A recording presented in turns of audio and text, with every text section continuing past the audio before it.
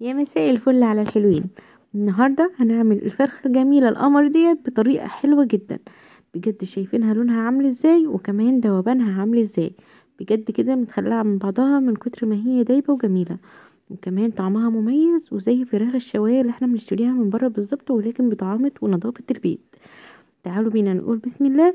اول حاجة معايا الفرخة ايا كان وزنها كام. الفرخة اللي معايا دي معدية ال2 كيلو ما شاء الله.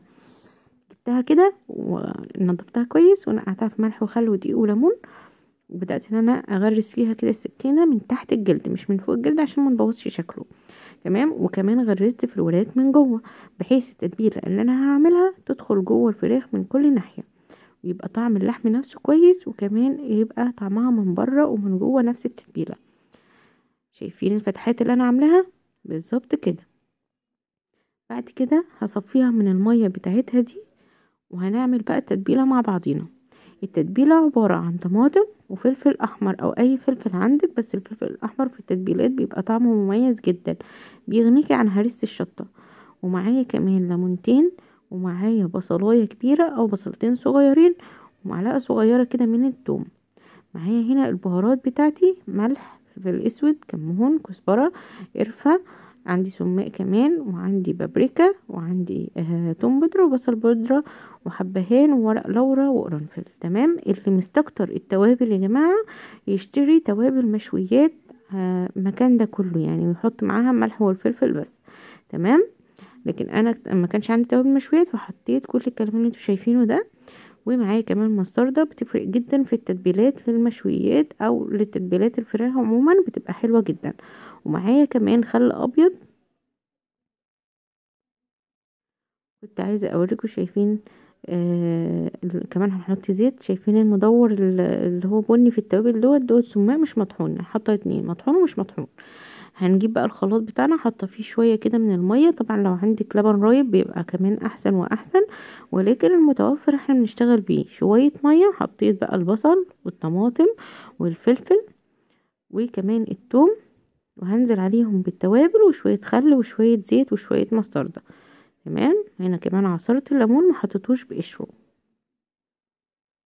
بالشكل اللي انتوا شايفينه ده. بجد هتاكلي فرخة هتدعيلي عليها. عصرنا الليمونتين كده بيدوا طعم حلو جدا في المشويات.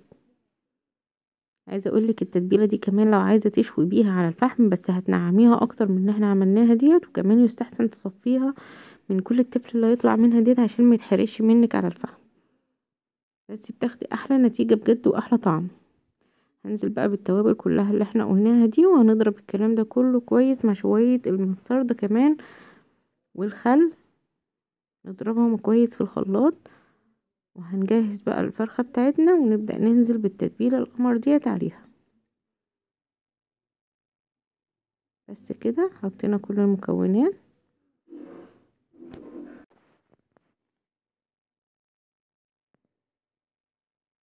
نزلنا كمان بالمستردة كده.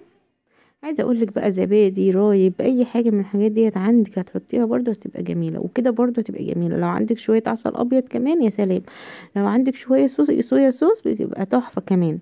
يعني اللي متوفر عندك اشتغلي بيه. جهزت بقى عندي الفرخة، وبعد طبعا احنا عاملين فتحات زي ما قلنا، هندخل بقى فيها التتبيلة ديت جوه بطنها وتحت الجلد وفي كل مكان فيها. تمام.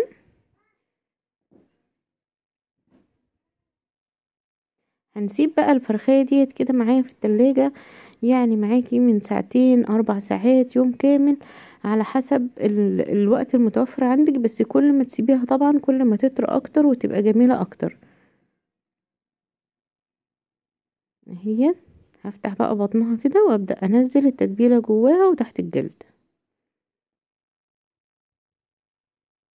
عندك طريقتين للتسوية كمان. ممكن ان انت تجيبي سيخ اللي هو بيكون مع البوتاجاز، وتدخلي الفرخة فيها وهي هتلف لوحدها جوه في الفرن. تمام. وهتستوي هتبقى زي الفل. عندك كمان طريقة تانية ان انت تجيبي القاعدة اللي هي بتاعة الشوي في الفرن دي، اللي هي بتبقى حديد، وتركبي فيها الفرخة. لو ما عندكيش هتجيبي ازازة بيبسي، ازاز فاضية، او برطمان ازاز من هو بتاع مربى والحاجات ديت فاضي برضو، وتلبسي كده الفرخة من تحت فيها، وهتشغلي عليها برضو من تحت الاول لحد ما تبدا تدخل في السوا، بعد كده شغاله عليها من فوق وتحت. انا كتفتها بالشكل اللي انتوا شايفينه دوت، وهسيبها في التتبيله. ودلوقتي نسيت ان انا احط شويه روزماري احطهم عليها كده من بره. تمام. ممكن كمان ان او هتحطيها في صينيه عادي بالتتبيله بتاعتها، وهتغطيها بفويل وتحطيها في البوتاجاز. ولكن الطريقه اللي انا هسوي فيها النهارده هسوي في الكيس الحراري. هجهز معايا كيس حراري، وطبعا انا هسيب شويه من التتبيله دول، سبتهم كده في الخلاط علشان هعمل محشي واحطهم على تتبيله المحشي، هيفرق في طعمها جدا. تمام. جبت كيس حراري وكرمشته كده وحطيت الفرخه فيه. طبعا كنت مجهزه محشي كرنب ومحشي بتنجان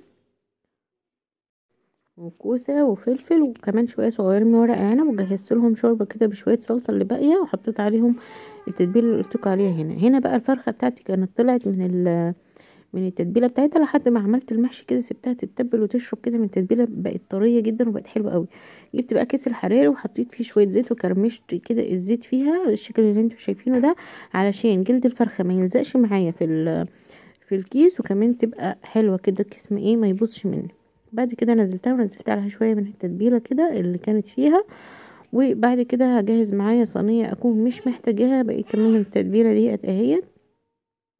هجيب صينيه اكون مش محتاجاها وانزل فيها الكيس الحراري واحط فيها شويه ميه بس كده من تحت. نزلت بقى التتبيله كده فيها، وهخرم الكيس كده خرمين علشان خاطر الكيس ما ينتفخش معايا قوي في الفرن وما يفرقعش.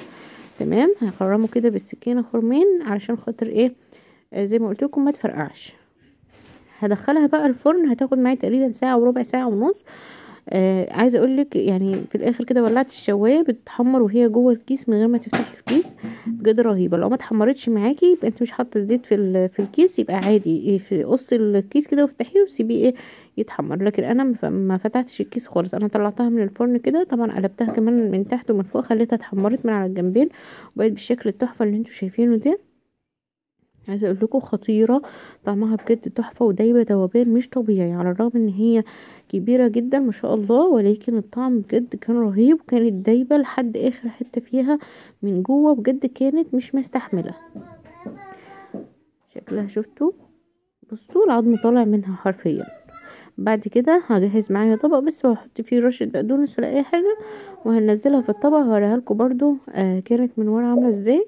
شايفين هي عامله زي الفراخ الشوايه بالظبط اللي احنا بنشتريها من بره، ولكن احنا بنشتريها من بره بتبقى مسخوطه كده حته صغيره. كانت معايا بالجمال ده. عايزه اقول لكم بقى تقدروا انت تعمليها في عزومه، تعمليها بقى في رمضان، بجد حاجه خطيره وطعمها حلو قوي. والمحشي كمان استوى وكان طعمها حلو قوي برضو بالتتبيله اللي احنا حطيناها برضو زي تتبيله الفراخ. وعملت كمان محشي الكرنب برضو كان حلو قوي. جربوا الطريقه بتاعت الفرخه هتعجبكم جدا. طبعا المحشي عملناه مع بعض كتير عشان كده ما صورتوش معاكم تاني، لكن الفرخه بجد خطيره، جربوها. عملنا تتبيلات فراخ كتير جدا في القناه، ممكن تدخلي تتفرجي عليها هتعجبك وهتنوعي في اكلك وان شاء الله تعجب الجميع. اسيبكم ان شاء الله في فيديو جديد، والسلام عليكم ورحمه الله وبركاته.